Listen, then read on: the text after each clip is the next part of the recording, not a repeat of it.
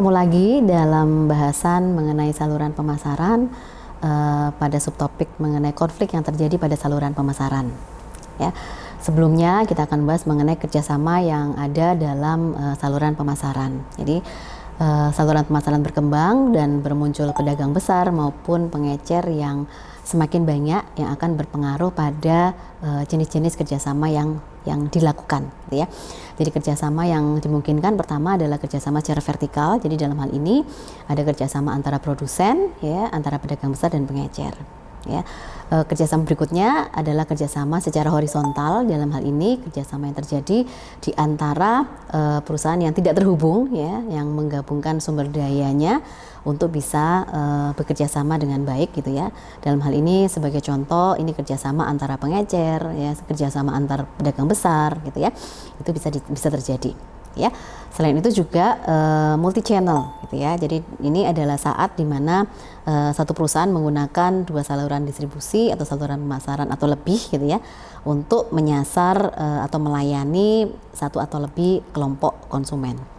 Nah, betapapun baiknya, ya, saluran pemasaran itu dikelola, ya, karena memang ini adalah terdiri dari pihak-pihak yang berbeda, ya. Tetap ada konflik, ya, karena adanya perbedaan kepentingan, ya. Baik konflik yang terjadi secara vertikal antara produsen, pedagang besar maupun pengecer, gitu ya, ataupun konflik antar pengecer, antar pedagang besar atau antar produsen, itu sangat dimungkinkan juga, maupun konflik yang terjadi pada multi channel, ya. Apa yang menyebabkan konflik tersebut? Yang pertama itu adalah ketidaksesuaian sasaran.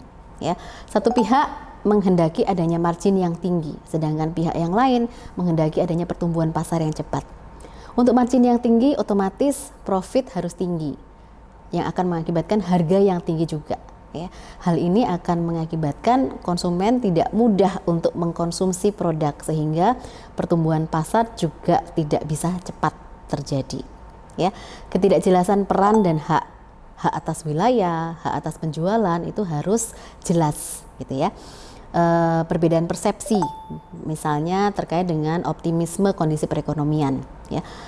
Untuk yang memiliki optimisme terhadap kondisi perekonomian dalam jangka pendek, pasti akan memiliki strategi untuk melakukan penyimpanan persediaan yang lebih banyak, ya. Sedangkan yang tidak optimis dengan kondisi perekonomian pasti akan mikir, gitu ya, jika melakukan penyimpanan produk dalam jumlah yang banyak, ya, karena tidak menutup kemungkinan akan terjadi perubahan kondisi perekonomian, terjadi kondisi perubahan daya beli, ya, tingkat konsumsi konsumen yang akan mengakibatkan penyimpanan ini tidak akan bisa bermanfaat, ya, bahkan bisa merugikan, ya.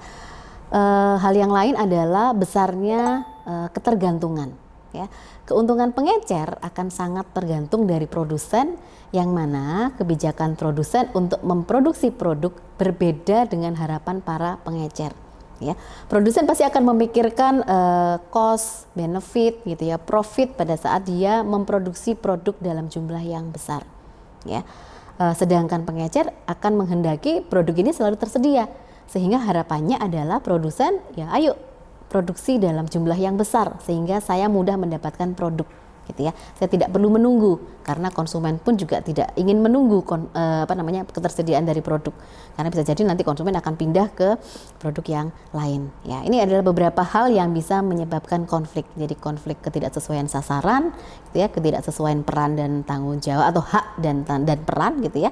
Perbedaan persepsi terhadap kondisi-kondisi yang ada maupun adanya ketergantungan, ya. Demikian adalah bahasan terkait dengan konflik dalam saluran pemasaran. Terima kasih.